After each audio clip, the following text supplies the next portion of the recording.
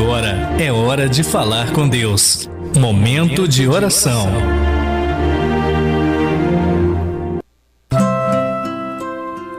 Louvado seja o nosso Senhor Jesus Cristo, para sempre seja louvado. Saúdo você, meu irmão, minha irmã, que nos acompanha através da Rádio Magnífica FM. Saúdo você também, que nos acompanha através das redes sociais da rádio. Que alegria para mim é poder estar aqui nessa noite, para podermos falar sobre a autoridade de Jesus. Começo me apresentando brevemente. Meu nome é Alan, tenho 26 anos, faço parte da Missão Unicristo, faço parte também de uma outra missão chamada Missão Valentes de Davi. Sou casado já há 4 anos, tenho uma filha de 3 meses, a Maria Aurora, sou casado com a Júlia. E repito que é uma alegria para mim poder estar aqui nessa noite, onde nós vamos falar sobre a autoridade de Jesus. E eu peço licença para você que está aí na sua casa, para que nós possamos começar esta pregação de uma maneira diferente. Eu gostaria de, já invocando não a minha autoridade, mas a autoridade de Jesus, poder colocar nas mãos do Senhor. E eu peço encarecidamente que você de casa também se coloque nessa posição de oração, e convocando a autoridade de Jesus, eu gostaria de colocar como intenção a vida do Thomas, filho de um irmão nosso da missão, o Teco e a Nani, que está agora internado, para que a graça de Deus possa alcançá-los, não pela nossa força, mas nós que sabemos do poder e da autoridade que nosso Senhor Jesus Cristo tem, possa visitá-lo no leito onde ele está, mas também todos aqueles que sofrem. Tudo isso nós entregamos, já entregando também a pregação desta noite, pela intercessão da bem-aventurada Virgem Maria. Ave Maria, cheia de graça, o Senhor é convosco, bendita sois vós entre as mulheres, e bendito é o fruto do vosso ventre, Jesus. Santa Maria, Mãe de Deus, rogai por nós pecadores, agora e na hora de nossa morte. Amém. Você tome a sua Bíblia aí na sua casa. Se ela porventura estiver longe de você, não tem problema, mas feche seus olhos, escute com atenção a leitura que está no Evangelho de Marcos, no capítulo 11, do versículo 27 ao versículo 33. E o Evangelho de nosso Senhor Jesus Cristo nos narra o seguinte: Jesus e seus discípulos voltaram outra vez a Jerusalém, e andando Jesus pelo templo, acercaram-se dele os príncipes, os sacerdotes, os escribas e os anciãos. Perguntaram-lhe: com que direito fazes isto? Quem te deu autoridade para fazer estas coisas? Jesus respondeu-lhes: também eu vos farei uma pergunta. Respondem-me, e dir-vos-ei com que direito faço essas coisas. O batismo de João vinha do céu ou dos homens? Respondei-me. E discorriam lá consigo: se dissermos do céu, ele dirá: por que razão, pois não crestes nele? Se ao contrário dissermos dos homens, tememos o povo. Com efeito, tinham medo do povo, porque todos julgavam ser João deveras um profeta. Responderam a Jesus: não sabemos. E eu tampouco vos direi, disse Jesus, com que direito faço estas coisas. Palavra da salvação, glória a vós, Senhor. Meus irmãos, que alegria é poder refletir esse texto nessa noite, onde nós vamos falar sobre a autoridade de Jesus. E a primeira coisa que nós precisamos compreender quando nós falamos da autoridade de nosso Senhor é que já havia entre o povo, entre os sacerdotes, entre o povo comum, também entre os pagãos, uma admiração pela autoridade com a qual Jesus impunha a sua mensagem, o seu testemunho, a sua vida, aquilo que ele fazia. Nós encontramos no mesmo Evangelho de Marcos, mas no capítulo 1, as pessoas admiradas com o ensinamento de Jesus, narra o Evangelho que Jesus estava na sinagoga e pregando a palavra de Deus, lendo as escrituras antigas, e eles falavam: quem é este que ensina com autoridade? Quem é esse que traz uma mensagem nova, mas que não ensina como os escribas e os mestres da lei? Em outro episódio, em Lucas, no capítulo 9, nós vemos Jesus subjugando pela autoridade os demônios, ao ponto de que questionavam: quem é esse homem cuja autoridade é tão grande que é capaz de expulsar até mesmo os demônios? Então precisamos compreender, meus irmãos, você que está nos ouvindo, que a autoridade de Jesus já era objeto de profunda admiração por aqueles que viam a sua mensagem, por aqueles que viam a maneira com a qual Jesus se comunicava, a maneira maneira com a qual ele pregava o evangelho, a maneira com a qual, vindo na esteira da lei de Moisés, ele perpetuava aquele ensinamento, mas de um modo diferente, com uma autoridade nova, com uma visão espiritual diferente, muito diferente daquilo que nós víamos naquela época. Isso é um outro ponto que nós precisamos compreender, que esta admiração que havia sobre a autoridade de Jesus no ensino do evangelho, no testemunho da sua mensagem, dando ele testemunho de si mesmo, ela advém principalmente porque nós estávamos vivendo àquela época, que não é tão diferente daquilo que nós vivemos hoje, um grande problema que consistia em uma profunda crise de autoridade. O próprio Jesus disse, como eu disse no capítulo 1 do Evangelho de Marcos, o povo admirado com a mensagem diz que ele não pregava como os escribas e os mestres da lei. Portanto, havia uma profunda crise de autoridade. E meu irmão, minha irmã, sempre que existe uma crise de autoridade, o problema que se apresenta diante disso é que surge da falta de autoridade algo chamado autoritarismo.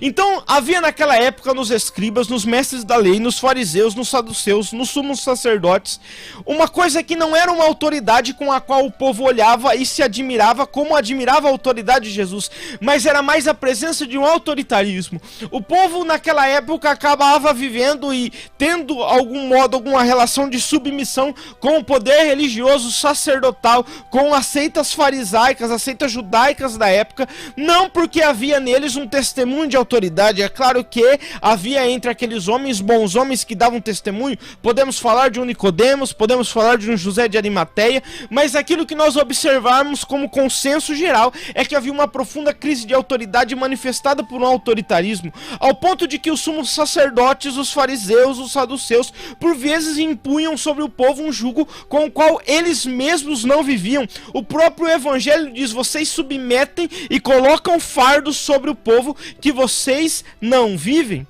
Havia também uma crise de autoridade quando nós falamos sobre o poder político. É preciso que nós nos recordemos que a esta época de Jesus havia uma subjugação do Império Romano sobre os judeus, sobre também grande parte de outros povos, mas não havia ali uma relação de autoridade com a qual os judeus, o povo, olhava para a figura de César, para a figura do imperador de Roma, com um olhar de admiração e veja como esse homem tem autoridade. Mas muito diferente disso, que nós vemos é a figura romana do autoritarismo. Aquele povo não admirava o Império Romano, muito pelo contrário, aquele povo detestava, aquele povo tinha verdadeira repulsa, aquele povo tinha verdadeiro asco daquele tipo de autoritarismo que se manifestava.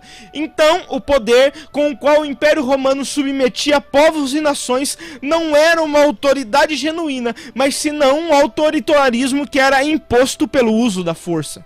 Então, quando nós vemos Jesus, e Jesus ele vem na contramão, seja do poder religioso vigente, seja do poder político vigente, seja do representante religioso, cujo qual devia ser um exemplo de autoridade. Veja, nós vemos a verdadeira corja que era o sacerdócio na época de Jesus, os sumos sacerdotes, Anás, Caifás, seja a força do Império Romano. O que nós observamos é que Jesus vem na contramão e não impõe uma autoridade, não impõe um autoritarismo, não impõe e subjuga o povo através do medo, mas a autoridade de Jesus brota de outra coisa.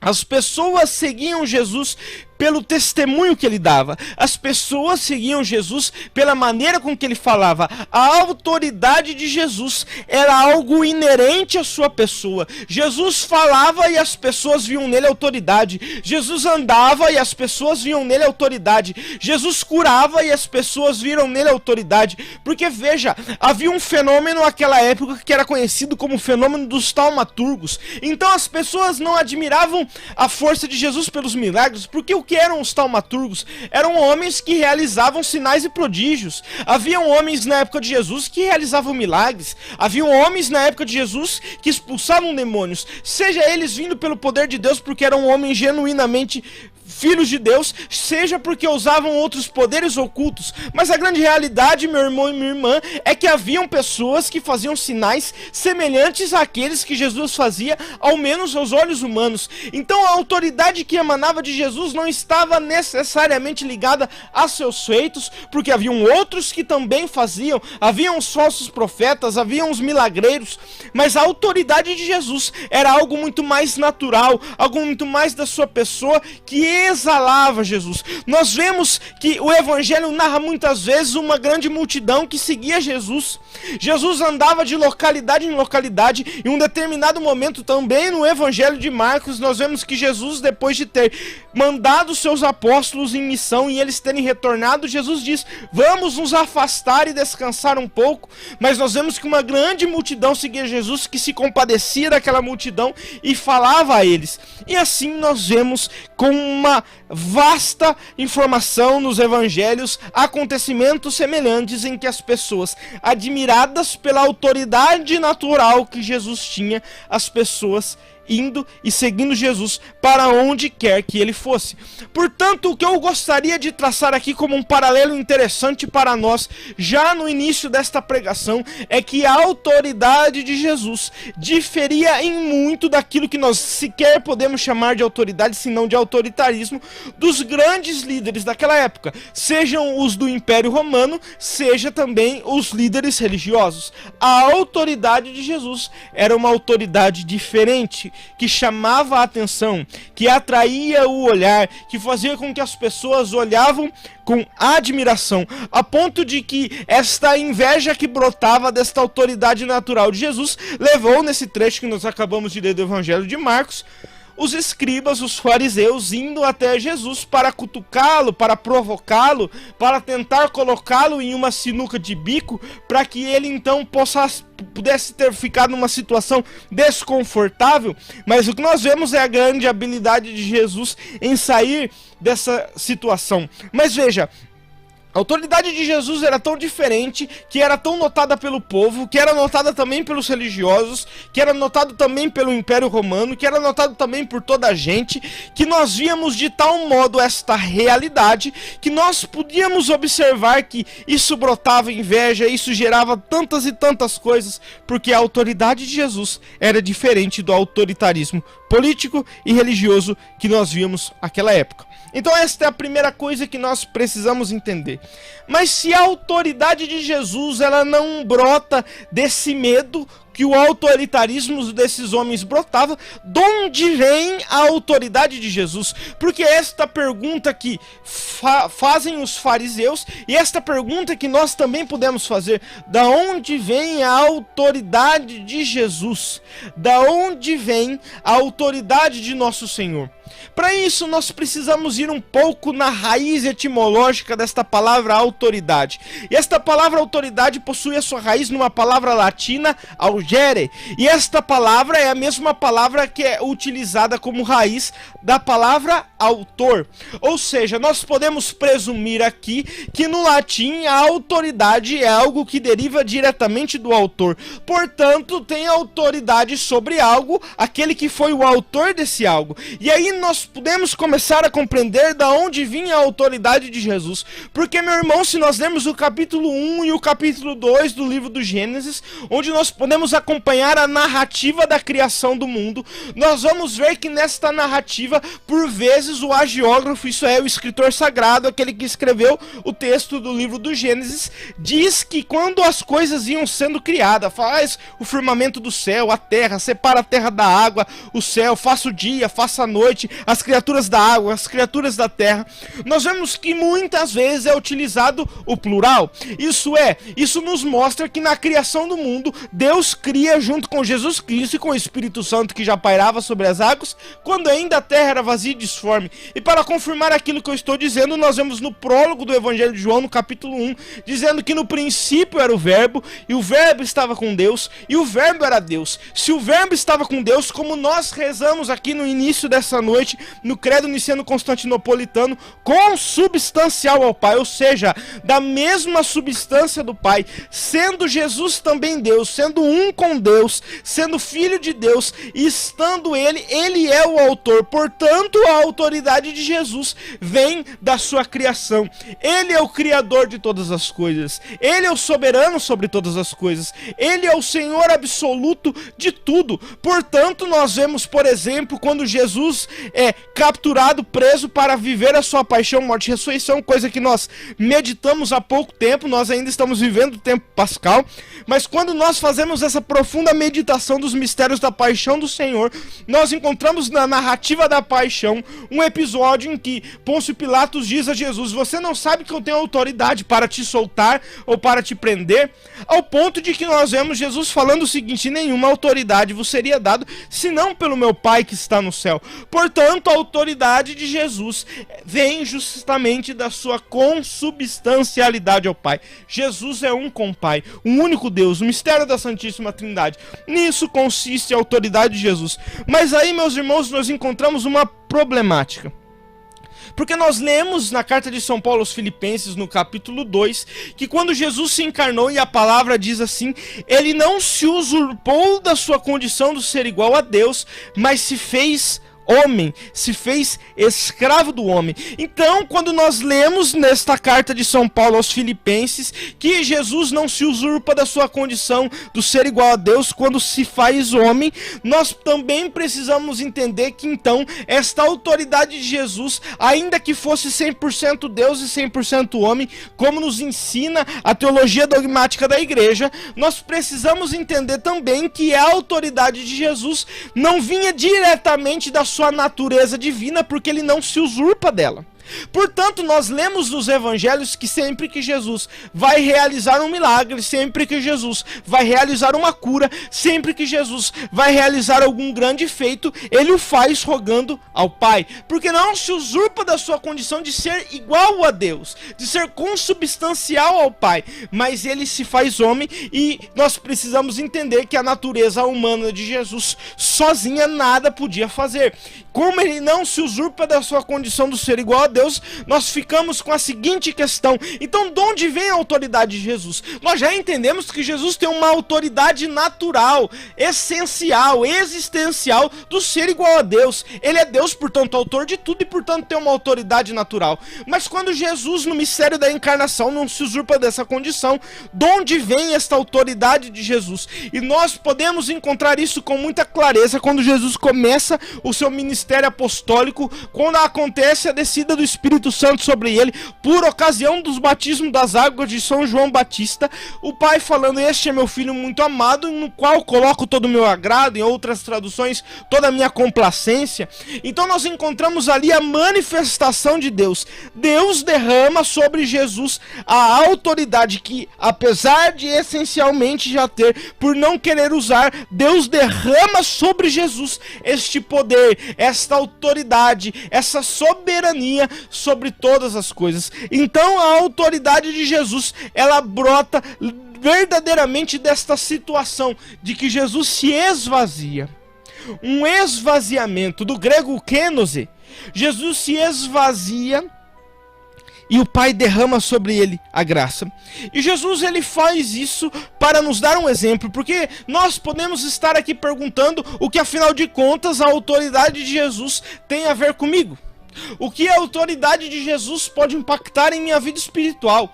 O que compreender qual era a autoridade de Jesus, qual era o poder de Jesus, qual era o poderio de Jesus e a sua autoridade sobre as coisas, o que isso pode provocar em mim? Porque a intenção desta pregação desta noite é que nós podemos pegar esta realidade da autoridade de Jesus e então poder aplicá-la em nós, na nossa vida pessoal, naquilo que nós vivemos. Então nós podemos dizer que a autoridade de Jesus precisa ser manifesta em nós. Veja, nós temos um chamado da parte de Deus a sermos cristãos.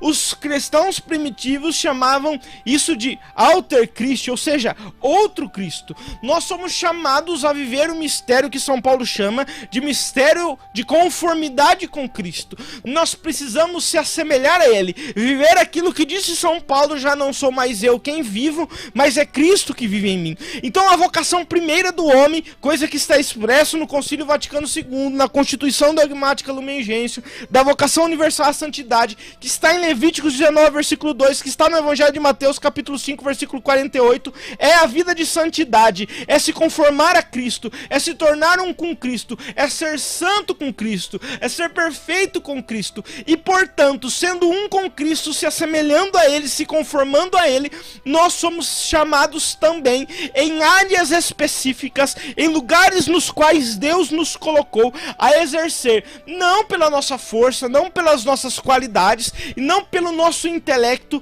mas pela graça de Deus, exercer a autoridade de Jesus, tomando sobre si o manto de verdadeiramente outro Cristo. São José Maria Escrivá, ele tem uma frase muito bonita quando ele vai falar sobre essas coisas, que ele diz que mais do que alter Christus é ipse Christus, ou seja, mais do que outro Cristo é o próprio Cristo. Ser como Cristo, viver como Cristo. Então, quando nós entendemos esse chamado, nós também entendemos que nós precisamos viver sobre a autoridade de Jesus. E talvez você está perguntando, como eu desempenho na minha vida a autoridade de Jesus? Ora, você pai, você mãe que está aí me ouvindo, você precisa desempenhar dentro da sua casa a autoridade de Jesus sobre a vida dos seus filhos.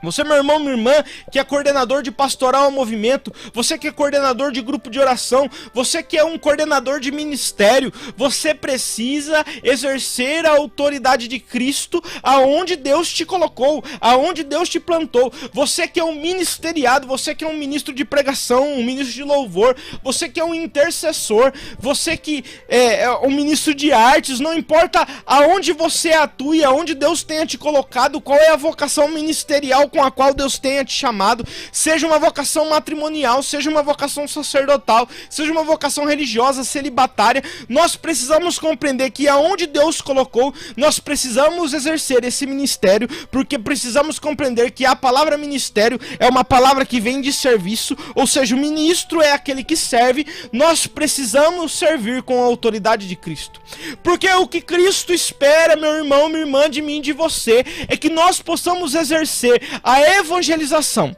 que nós precisamos exercer o nosso papel de pai, de mãe, de ministro, seja lá aquilo que você for, aquilo que você desempenha, papel de filho, de irmão, de irmã, nós precisamos viver isso na autoridade de Cristo.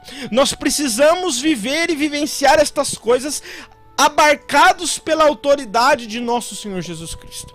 E veja, eu comecei esta pregação dizendo que nós, e na época de Jesus, vivia-se uma profunda crise de autoridade. Mas o que nós observamos nesses tempos que nós vivemos é que esta mesma crise de autoridade manifesta há 2000 anos atrás é presente ainda nos nossos dias.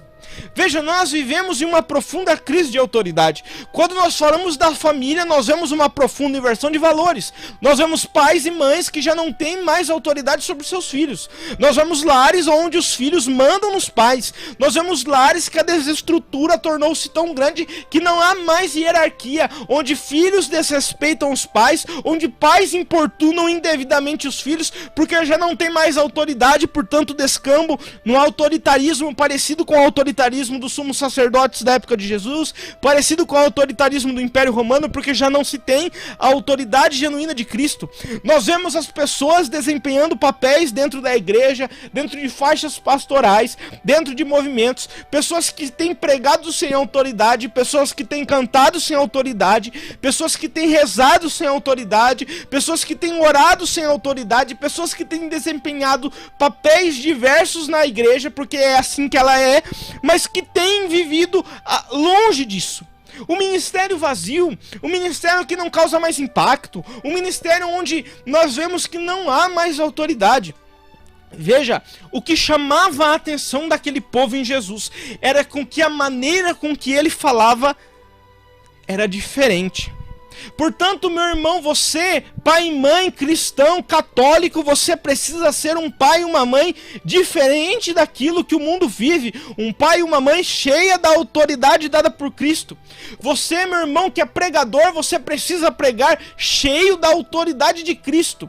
Você que canta, precisa cantar cheia da autoridade de Cristo. Você que serve, aonde quer que Deus tenha te colocado, você precisa servir com a autoridade de Cristo. Mas para entender isso e poder poder talvez esmiuçar os problemas que nós temos vivido nesse tempo e compreender de maneira mais clara esta crise de autoridade, para que então possamos tomar posse dessa autoridade que talvez pelo ministério que Deus já te deu, Ele queira derramar sobre você.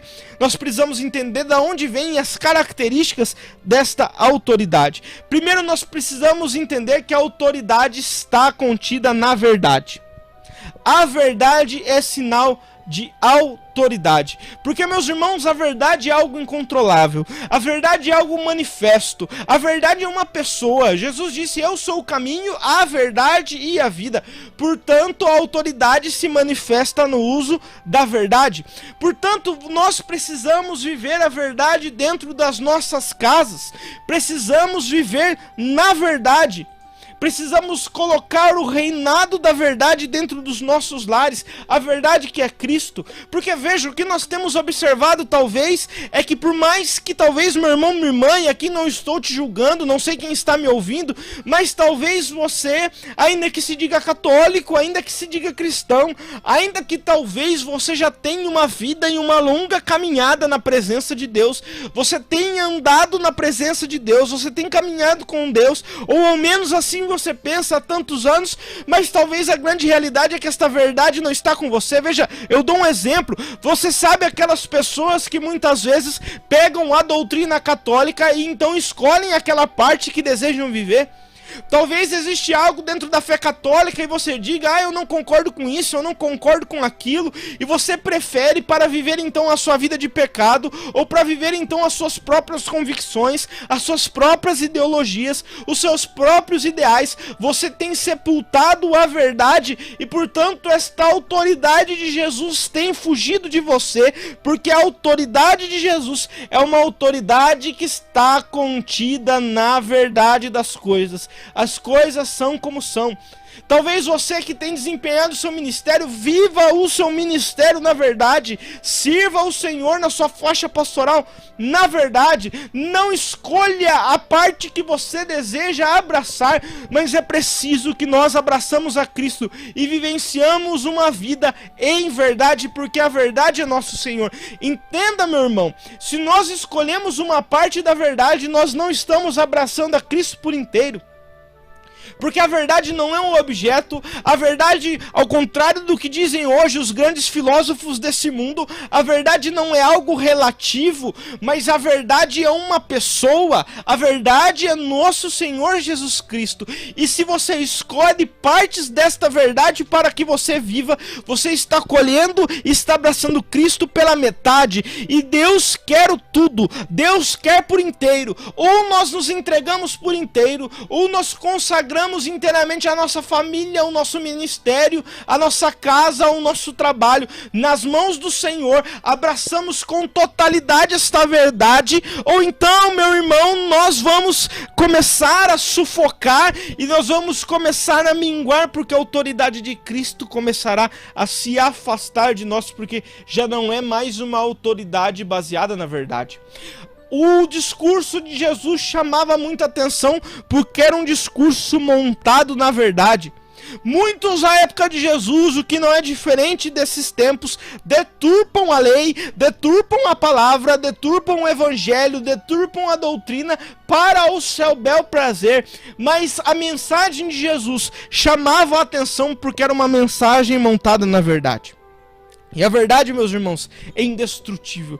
A verdade pode tentar ser escondida, a verdade pode tentar ser ocultada, mas a verdade, ela resplandece. A verdade é uma grande luz incontrolável que treva alguma é capaz de obscurecer. Porque Jesus é a verdade, Jesus venceu a morte, Jesus venceu a escuridão, o mundo que jazia nas trevas viu uma grande luz. Portanto, a verdade de Jesus é esta verdade que é capaz de dissipar tudo aquilo que oculta esta verdade. Um outro aspecto da autoridade de Jesus é a autoridade que está baseada no testemunho. Veja, nós precisamos entender que o discurso de Jesus chamava a atenção porque havia testemunho. E o que eu quero dizer com isso? Havia coerência. Aquilo que Jesus pregava, a lei que Jesus seguia, a lei que Jesus ensinava, tanto a lei como o reinado da graça, tudo aquilo era coerente, tudo aquilo era correspondente, tudo aquilo era correlacionado com a maneira com que Jesus vivia. Talvez você, meu irmão e minha irmã, tenha perdido a autoridade onde você está, porque aquilo que você prega, aquilo que você fala, não coaduna com aquilo que você vive. Veja, você pai e mãe, não adianta você dizer e ensinar algo ao seu filho e você viver ao contrário, porque ele imitará exatamente aquilo que você vive, porque o testemunho é uma força maior do que a força das palavras.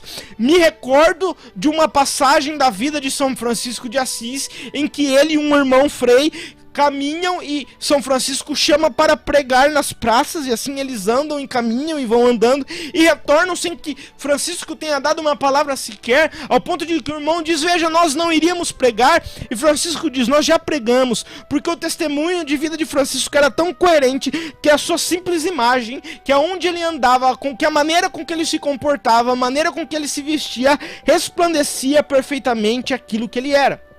Não adianta, meu irmão, você dizer algo ao seu filho e viver ao contrário. Não adianta você dizer ao seu filho que é importante fazer a catequese, que é importante fazer o crisma, que é importante ir à igreja, que é importante orar, se ele olha para você e ele não vê essas características. Não adianta você dizer que é importante ir na missa se você não vai. Não adianta você dizer que é importante e as coisas de Deus são válidas se na sua vida não há espaço para as coisas de Deus. É preciso que haja coerência. A mesma coerência precisa ser vivida na maneira com que nós nos apresentamos, porque talvez, meu irmão, minha irmã, você no seu ministério, ou você dentro da sua família, tem se vestido cheio de pompas, tem colocado uma casca, tem vestido uma armadura, tem colocado uma roupa de santidade, mas a sua vida, o seu testemunho contradiz isso. São Francisco de Assis chamava atenção não pela maneira com que ele se vestia, se comportava e andava por aquilo que era, mas porque aquilo refletia perfeitamente seu interior. Se a sua vida, se o seu exterior não reflete aquilo que é o seu interior, não há aí um testemunho coerente, seja por um lado ou seja por outro. Se você se veste de santo, mas não vive como santo, as pessoas vão perceber, porque a verdade é esta luz que eu acabei de dizer, que é capaz de iluminar todas as coisas. Então, se você prega a palavra de Deus, busque viver. Eu me lembro que uma vez eu estava num encontro de formação lá em Aparecida, um encontro da Renovação Carismática Católica, e o Eugênio Jorge, no módulo dos ministros de música, ele pregava e ele dizia o seguinte: olha, nós precisamos cantar aquilo que nós vivemos. E se nós ainda não vivemos aquilo que nós cantamos, é preciso que isso seja o objeto de algo que ao menos nós aspiramos viver. E ele dizia isso baseado na sua música Só Por Ti, Jesus. E ele dizia: olha, eu não consigo ainda me consumir como vela que queima no altar, eu não consigo ainda me derramar como um rio que se entrega ao mar, mas entenda que eu aspiro viver isso, eu busco viver isso todos os dias, eu anseio, eu desejo, eu tenho me esforçado, talvez não bastante, mas tenho me esforçado para viver isso. Isso é coerência, esta é a autoridade do testemunho. A sua vida precisa estar em consonância com a tua pregação, com a tua canção, com a tua evangelização, com o teu serviço, com a educação que você dá para os seus filhos, com a maneira com que você se comporta no seu trabalho, na faculdade, nos círculos onde você está. É preciso que você viva verdadeiramente essas coisas e tenha uma coerência real, um testemunho genuíno e verdadeiro. E o terceiro aspecto da onde vem a autoridade é que a autoridade, justamente porque ela contrapõe aquele autoritarismo que eu disse aqui, a autoridade, ela emana de algo chamado humildade. Meu irmão, se você deseja que o seu ministério esteja repleto da autoridade de Jesus, para que quando você pregue, seja Jesus que pregue em você, para que quando você cante, seja Jesus que cante em você, para que quando você evangelize, seja Jesus que evangelize em você, para que quando você se dispuser na educação dos seus filhos, ou no ofício com o qual você trabalha, na onde você trabalha, na profissão que você tem, se você deseja exercê-la com a autoridade de Cristo, é preciso humildade. Veja, Jesus em um determinado momento dos evangelhos derrama a sua autoridade sobre os apóstolos. A narrativa do evangelho diz que Jesus deu autoridade aos seus apóstolos para curar os enfermos e expulsar os demônios. Ou seja, Jesus derrama a sua autoridade sobre eles. Mas veja, o que Jesus diz nesse discurso: vocês vão sair para pregar, não leve 2 túnicas, não leve 2 cajados, leve só um alforje. O que Jesus estava querendo dizer com isso é: não se acumule de coisas, porque o serviço do Senhor é necessário esvaziamento. Talvez a autoridade de Jesus não tenha se manifestado na tua família, no teu ministério, na tua missão, no teu grupo de oração, na tua pastoral, no teu trabalho, aonde você está, porque você ainda não é humilde, porque você se encheu de coisas, porque ao contrário do conselho dos apóstolos, você levou um monte de túnica, você levou um monte de cajado, você levou um monte de coisa, você encheu o seu alforge, você carregou um monte de coisas, mas qual é o grande problema? É que essas coisas foram coisas que você quis levar. Você se encheu de tal maneira com as suas ideias, você se encheu de tal maneira com os seus pensamentos, você se encheu de tal maneira e se preencheu tanto com aquilo que você acreditava que era o melhor, que não houve espaço para que Deus agisse. A autoridade de Jesus, e assim ele deu o exemplo quando não se usurpa da sua condição de ser igual a Deus, é no esvaziamento. Jesus se esvazia do ser igual a Deus e Deus derrama sobre ele a sua graça. Veja, conosco é a mesma coisa. Obviamente, diferente de Jesus, não temos o ente divino, mas do contrário, temos a tendência ao pecado, à concupiscência. Portanto, Jesus vive esse esvaziamento para nos ensinar a esvaziar. Se você deseja, meu irmão, minha irmã, estar repleto da autoridade de Jesus para que você a viva aonde quer que Deus tenha te plantado, porque veja, isso é importante que você entenda. Deus te plantou e é ali que você deve crescer, e é ali que você deve dar fruto, e é ali onde você deve viver e manifestar a autoridade de Jesus, porque isso é outra coisa. Talvez a autoridade de Jesus não está em você, porque você tem tentado e tem se colocado em um lugar onde Deus não te plantou. Retorne para o local onde Deus te plantou, e nesse local viva verdadeiramente esse esvaziamento para que Deus possa te encher, para que Deus possa preencher o teu ministério, a tua missão. Seja lá, meu irmão, o que necessita, que a sua vida precisa viver, que o seu coração precisa se encher. É preciso que você viva, e que você viva sobre a autoridade de Jesus. Meu irmão, eu não sei quais os seus anseios, os seus desejos. Eu não sei a maneira com que reside o seu coração nessa noite.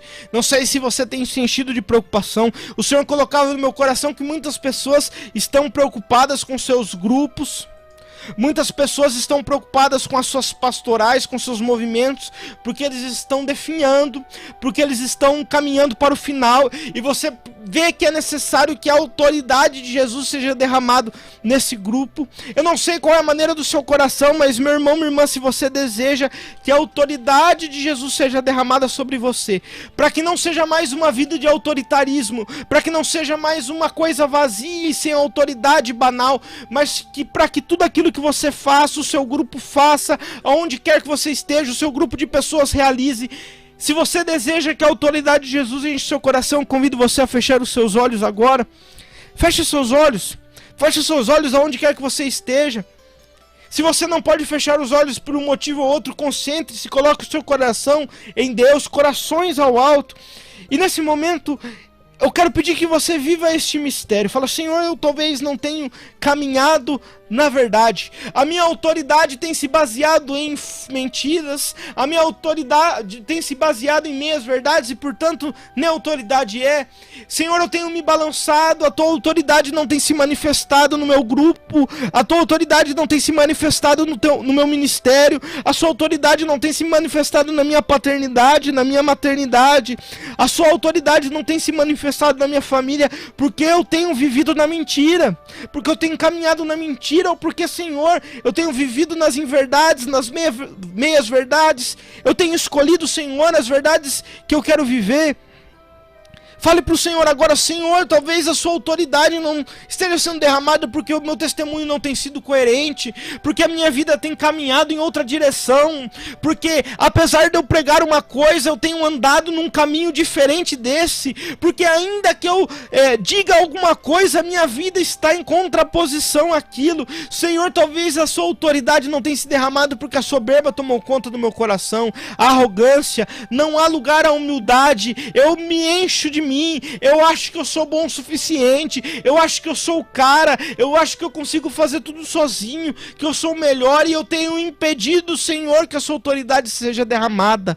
Eu tenho impedido, Senhor, que a sua graça se derrame sobre mim, sobre o meu grupo, sobre a minha família, sobre a minha casa. Eu tenho, Senhor, sido pedra de tropeço, eu tenho sido, Senhor, uma muralha, mas, Senhor, nesta noite eu quero desarmar as coisas que eu construí, que impedem, Senhor, que a sua autoridade seja derramada sobre mim. E eu te peço, Senhor, e peço agora a você, meu irmão, minha irmã, aí, onde você está, que esta autoridade de Jesus se derrame sobre você.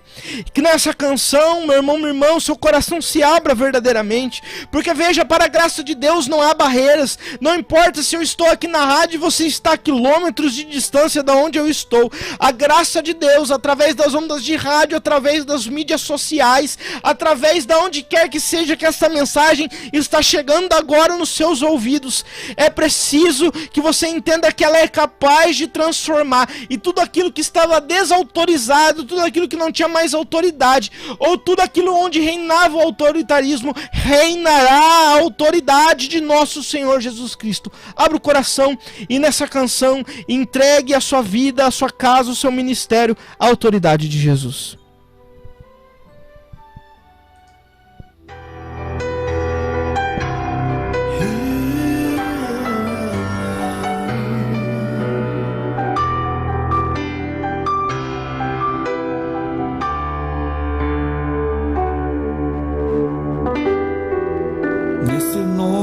Há poder, é um nome poderoso que liberta-nos do mal, pois teu sangue é precioso, que por nós se deu na cruz e pagou nossos pecados.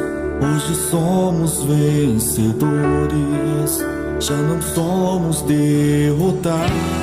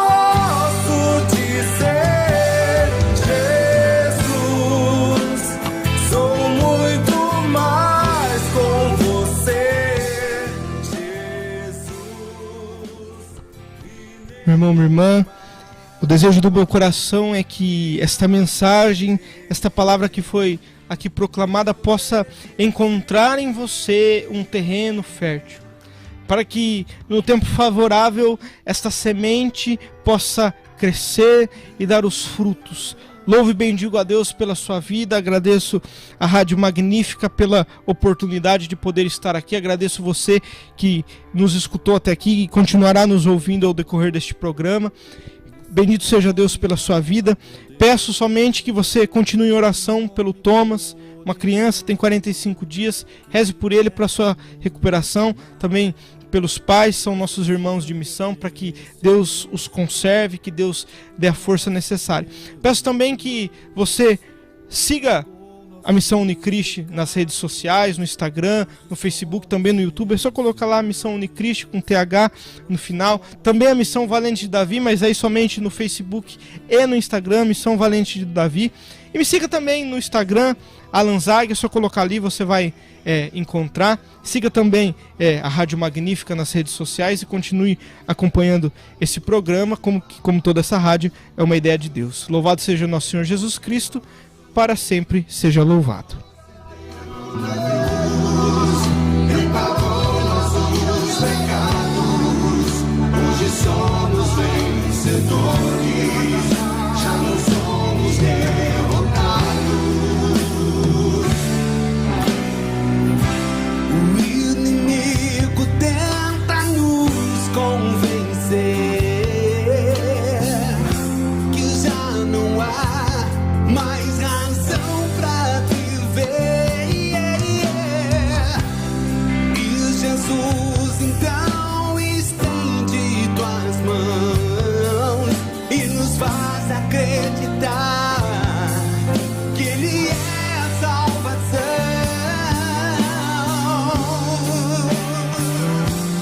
Jesus, você me faz viver. Jesus, você me faz entender. Jesus, que todo meu pecado na cruz pagou com teu sangue derramado. Jesus, hoje eu posso dizer: Jesus, sou muito mais com você. Jesus, e nenhum mal irá fazer eu desistir.